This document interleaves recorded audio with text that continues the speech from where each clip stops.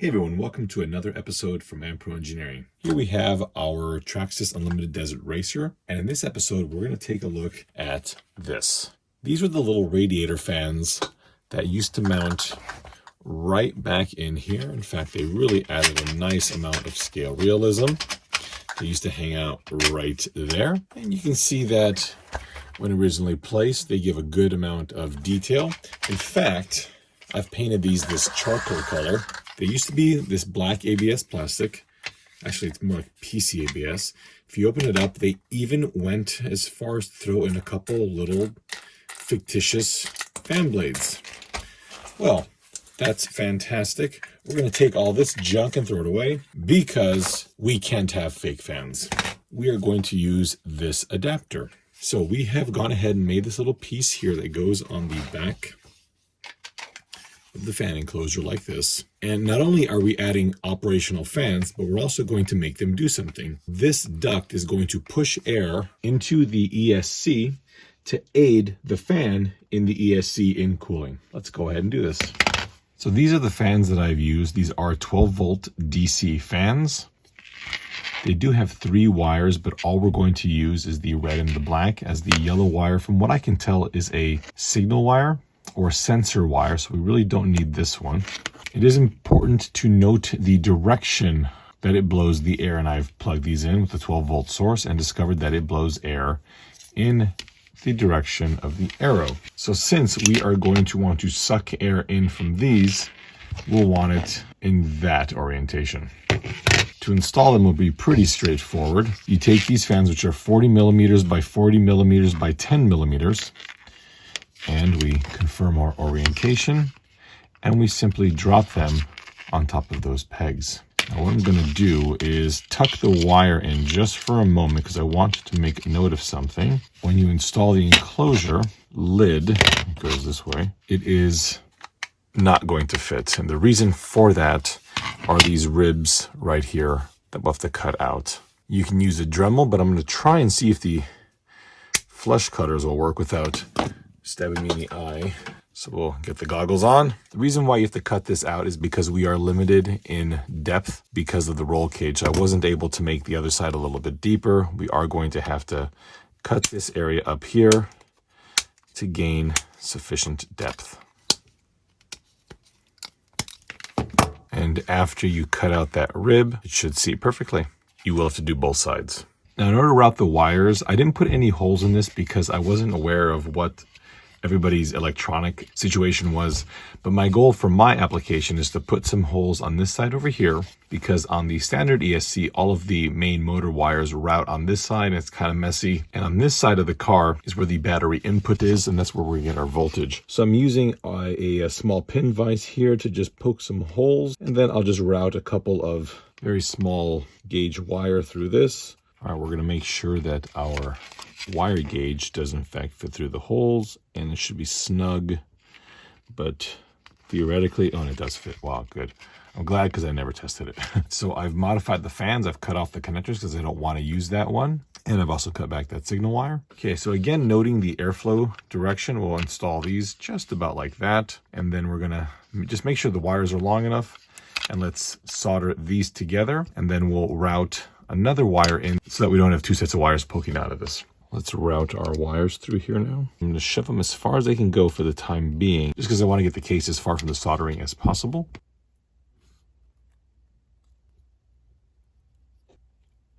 Now that they've been soldered, we'll twist them together and then solder them once more and do that to the black as well. This would be a great time to add some heat shrink tubing onto the wire. Unfortunately, I'm completely out. All right, I want to plug that in to test these and keep these apart, of course. So let's go ahead and just put these fans in the correct orientation. I mean, we could just make the fans work, or we could do something stupid. We can make them work and light up. So that's what we're going to do here.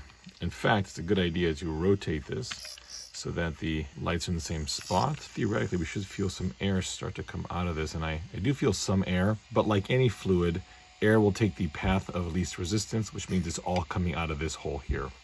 So what we need to do is secure the wires, put the cap on, and then screw it together. I have the wiring all stuffed into this hole here. And I've also gone ahead and put some foam double-sided tape here, but I've left the liner on the side facing the fan grill. And the reason for that is I don't want to stick the fans in place. I'm using this 1 millimeter thick foam double-sided tape because the foam will compress on these corners here of the fan and make sure that it doesn't vibrate around, because that would not be good. So now we can just drop it on top. Do make sure that your orientation is set correctly. And we should have a little bit of squishiness now, which is what we want. Let's go ahead and put our screws back in. Installing our last screw now. Giving this a good shake should reveal that the fans are not vibrating, because that would be, again, not ideal. Let's turn this on to make sure the fans are actually working. Okay, that's cooler than I thought it was going to be. So holding my hands here, I'm feeling air fly past them, and ideally all the air should be coming out here at the bottom. And, well, I mean, it's getting air. That's definitely where the air is coming out of. I can't imagine that this is going to be some massive improvement on the truck's original cooling. This is simply here because I wanted to have working fans, and that is it. Needless to say, let's shut the lights off. And there you go. That actually looks pretty cool. We are not done here. The next thing we have to do is wire them into the truck. Now these require 12 volts and the truck's voltage can vary. So what we want to do is find a 12 volt source and keep it that way. And here's what we're going to need to do that. Well, let's try this again. I have another one of these that I bought a while ago with excellent luck. So let's just do what we should have done in the first place and use something higher quality. Okay, on the bottom, we still got our voltage in, voltage out, voltage out. And these have to be threaded on, which is a little bit annoying. I prefer soldering, but I suppose beggars can't be choosers. Okay, so that's installed. Again, double check. That is in plus and in minus. Now this, oh, it does have an LED to tell us that something is happening. Turns on to 20 volts. All right.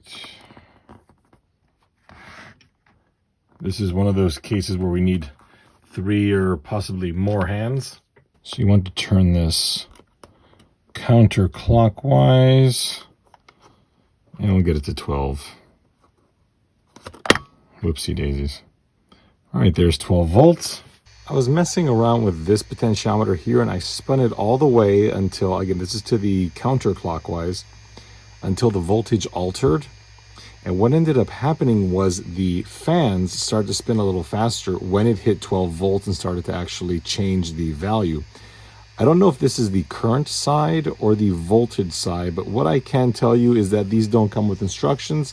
So those of you out there with electronics backgrounds, I would love to know if anybody has any idea what these two do. In the past, I've simply gotten them to be both at about this voltage, or at least the target voltage, and they seem to behave beautifully. So again, our fans are performing lovely.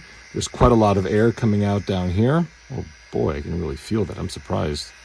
And now we can install this. You're probably wondering where we're going to get our power, and that is going to be from these connectors. Step one, we're going to get rid of this nonsense. Step two, we're going to disassemble this whole mechanism here because I want more access to these connectors. But before we do that, we'll put some batteries in and I'll show you what the plan is. Now, the way the UDR gets its 4S power from two 2S's or two 3S's yielding 6S is because it runs the battery packs in series. And what that means is it adds the voltage of each battery pack up.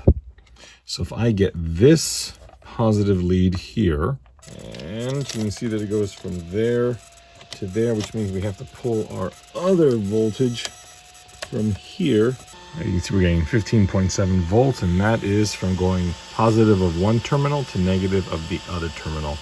What we're going to do is splice right into those two to gain a point where we can get our voltage to step down to 12 volts. I'm using a 2 millimeter Allen driver. We'll just unscrew both of these.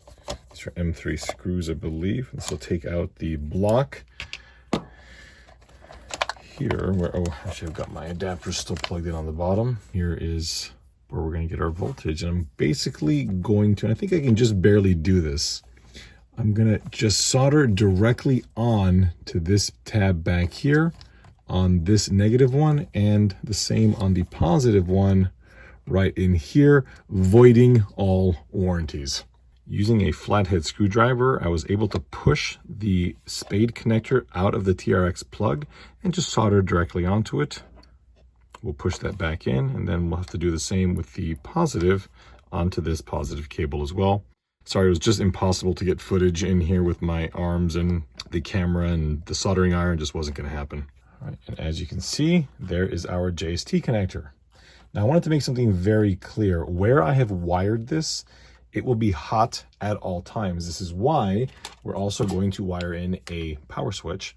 But the reason why I decided to go with an application where it's always hot is that in the event I'm running this on a very hot day, and the ESC is getting hot, I want to be able to shut the car off and still allow the fans to do what they're designed to do, which is cool the ESC. Next, I want to mount this PCB, a little pad of double-sided tape, and we will mount this in here. All right, you can see here that I've got the power lead here, plugged into the switch. It's not in a particularly elegant location. I've got a plan to do a switch panel, but I just don't know where yet. And then here we have the switch to the input side of the voltage converter. And then we have the output side. Please note that earlier I was testing this with 13.8 volts and was outputting 12 volts. Now it is at nearly 16 volts and it's still outputting 12 volts. I am of the belief that running 6S, it will still output 12 volts, but it's difficult to tell with these voltage converters because there's simply no documentation on them. The final step is going to be installing our fan assembly, and that's going to go in the exact same way it came out. Perhaps a little bit more tricky, but it'll still seat exactly where it was. I'll use the same screws and reinstall this. With the fan installed, I can plug it in now. Obviously, with the interior out, this is the only way this is going to be possible.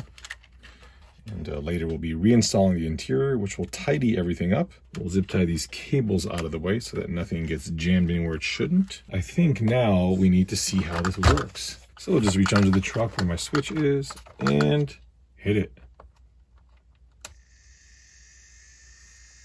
Sweet. That's so cool. This is ridiculous. Now, you may be wondering, how important is this? How necessary is this fan setup going to be for running my UDR in hot temperatures? And pointless. This is completely pointless. Yes, theoretically, it is pumping air directly into the ESC, but the ESC's fan is doing a better job of it. This is simply here because Traxxas provided us an enclosure with fictitious fans, and that is simply not acceptable. If we're going to get an RC car with some fake fans, then we're going to have to make them operational, and that's what we have done here. So I hope you've enjoyed this rather pointless video of just putting some fans and some lights in an RC car that doesn't need them, and we will see you next time.